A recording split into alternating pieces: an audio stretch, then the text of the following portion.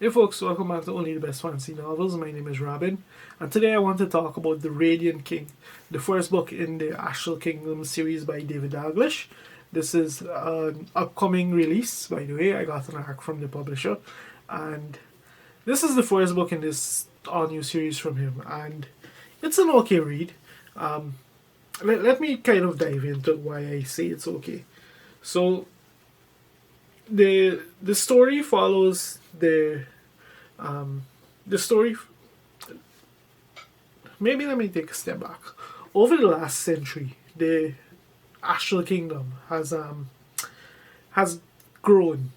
We have a combination of church and state, led by the Mad Priest Mitra, known to the world as Mad Priest Mitra at least. In actuality, Mitra is one of six immortal beings who've existed on the world so long that they don't even remember their origins, because they've lived for so long their memories just fade after a while.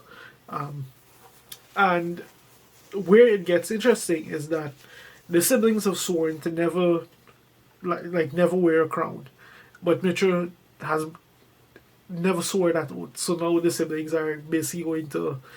Mitchell's at the head of this kingdom, and the siblings are coming for him, and that's pretty much all you need to know about this book. Yeah, so this is David Dalglish. Like, he's a pretty solid writer. He writes very straightforward prose, and that's kind of what you get in this book. It's very straightforward. It's very fast paced. What I found interesting about this is that I kind of need to talk about this book in two parts. I'll look at the first part first. The first part is very fast paced. Like, we get introduced to the brothers, to the to the siblings of Mitra, and and their decision, their kind of understanding of the situation, and their decision to go after him and topple his kingdom. And we see the way that they decide to go about doing this, and it's essentially war. That's what it is. And the entire first chunk of this book, it's all about the conquest, to prepare to build an army and build a nation capable of going after the Astral Kingdom.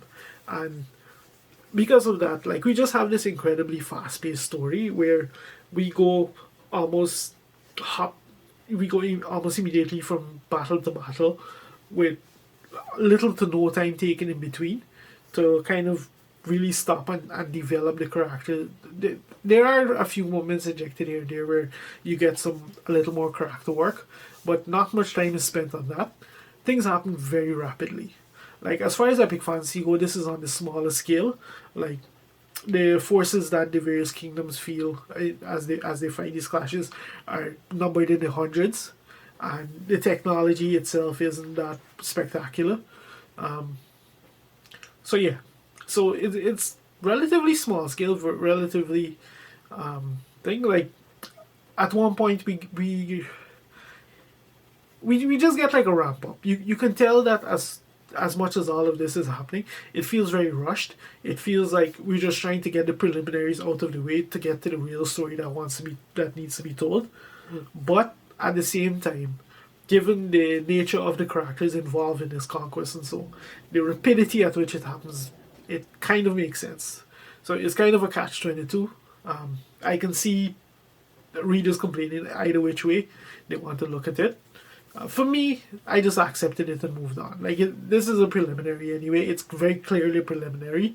I just accepted it as that and just kept reading to see what was happening. Beyond that, we have kind of a nebulous story that we use as we follow the different siblings, and we get to learn more about them and their personalities and who they are as people. And not just that, but one of the main regular characters involved in this conflict, and the role that she plays, and how she is the way she is, and that kind of thing, and her interaction with the siblings. So there's that. Like, that soaks up almost entirely the first chunk of the book, and once again, like, it's not like it's done in a way that makes it quite clear that this is all just set up. The character work is okay. It's not like over the top spectacular or anything. It gets the job done. It allows you to quickly define who's who, um, and to easily remember who's who and that kind of thing. In terms of the world building, it's like fairly standard epic fantasy stuff. Nothing really fascinating is introduced in this early part of the series and all of that.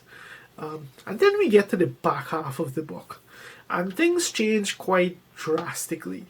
It's like a switch flicked in David Dalglish's mind, and he decided to dial up the horror involved in this story quite a bit. And we get some dark stuff. Just we get some reveals of some dark stuff that's been happening all along, and it just gets darker and stranger and more horrific as the story, as the latter half of the story plays out, and it's a very different tone from the first half of the book. For me, the pacing is very different because things slow down at this point. They still happen rapidly, but as much as they happen rapidly, there was a shift in focus away from like just telling of these events happening, and a shift in focus more on the characters at that point, and the way they're responding to this upcoming conflict against Mitra, and not just that, but the dynamics and the relationships between these different characters, and because some get along, some don't get along, the usual stuff. So the second half of the book reads very distinctly from the first half of the book, and that's not necessarily a bad thing. It's just that the back half of this book is so dark, you're not going to be prepared for anything of that nature reading the first half of this book. So it's going to feel very different. It reads almost like two completely separate books just slapped together. That will work for some readers. That it won't work for others. I didn't mind much. I just made a note of like, okay, this is interesting. This is a very different way of dialing up the horror, of dialing up the tension, I should say. But aside from all of that, like, this book, the only other books I've read from David Dalglish are his Vagrant Gods trilogy that he was writing up until last year. And a lot of the kind of elements that I saw in that book, I saw in here. Like, it's standard epic fantasy storyline. We have an incorporation of religion to kind of add add a bit of complexity and a bit of layer into it. We have one of the cool things that I like about this book is that normally in a standard epic fantasy, the shadowy forces in the background who are manipulating the army and all of that, like, you don't see much of them. They're all mysterious and whatever. This book is basically told from the POV of the shadowy people who are doing the machinations in the background.